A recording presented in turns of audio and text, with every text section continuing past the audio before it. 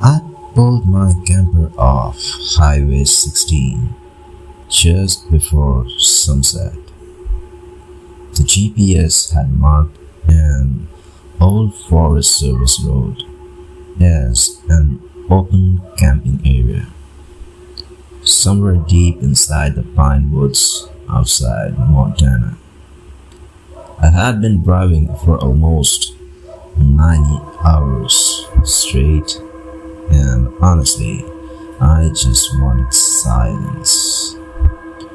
The road was narrow and uneven, cutting through thick trees that blocked most of the evening light. After about a mile, the trail opened into a rocky clearing surrounded by tall pines and huge stone walls on both sides.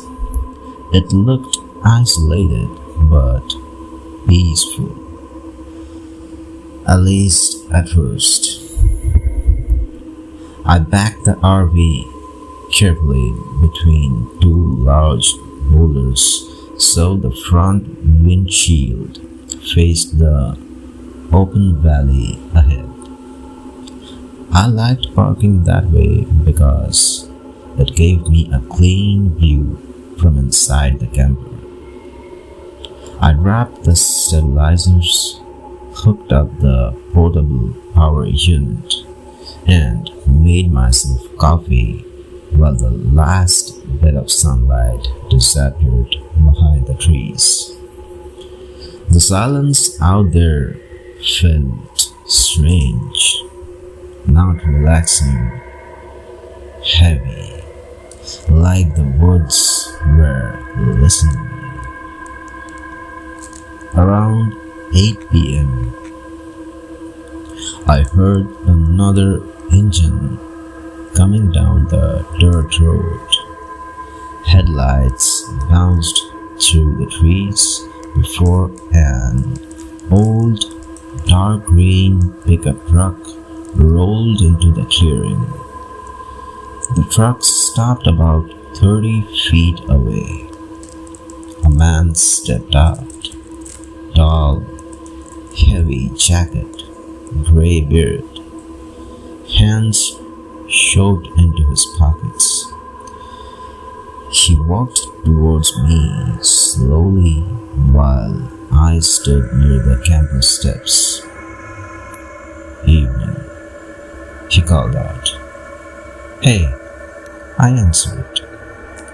He looked around the campsite before nodding towards the RV. "You staying out here tonight?" Yeah, probably 2 nights," I replied. The guy smiled slightly. "Name's Walter. I drive these roads every few nights. Sometimes campers get stuck out here. Figured I would check." Something about the way he stared at the camper made me uncomfortable immediately. Not obvious, just off. Still, I kept things polite. We talked for maybe 2 minutes. He mentioned storms coming later that week and warned me about bears wandering near the ridge. Then he asked something strange. "You alone out here?" I hesitated before answering. Yeah. His eyes shifted towards the inside of the RV. "You picked a real quiet spot." I forced a smile. "That's kind of the point." He chuckled softly. I said, yeah, real quiet. Then he turned around, climbed back into the truck, and drove away. But even after his headlights disappeared through the trees, I still felt uneasy. That night, I locked every latch inside the camper, every window, every storage compartment. I told myself I was overthinking it. Still, sleep didn't come easy. Sometimes after midnight, I woke up to the sound of gravel crunching outside. At first, I thought maybe it was an animal. Then I saw headlights sliding across the trees. Walter's truck. My stomach tightened immediately. The pickup rolled slowly into the clearing again. But this time, he parked differently, sideways, directly across the narrow opening between the rocks, blocking the only easy way out. I sat up instantly. The RV was backed tightly between stone walls behind me. There wasn't enough room to turn around quickly. To leave, I would have to pull straight forward through the gap. And now, his truck sat right there.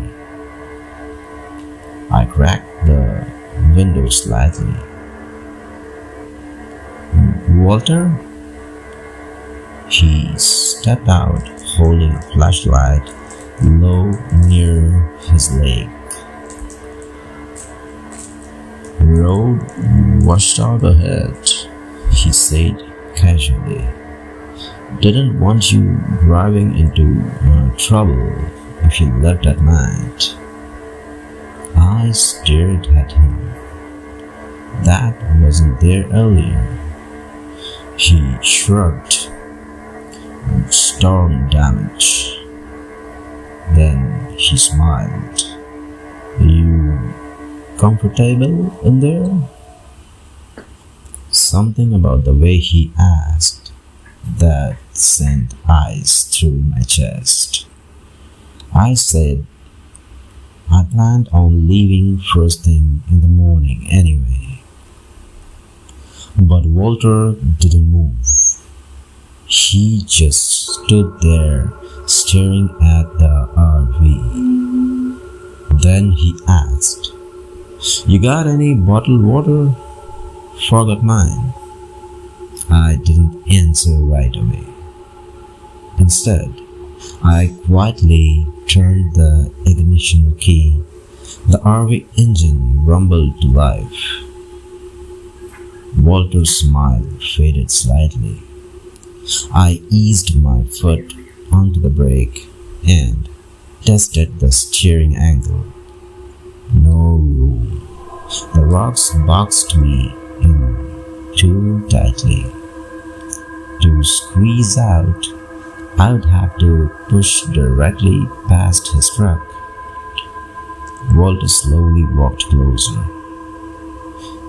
Easy now, he said. No reason to get nervous. The flashlight beam slid across my windshield.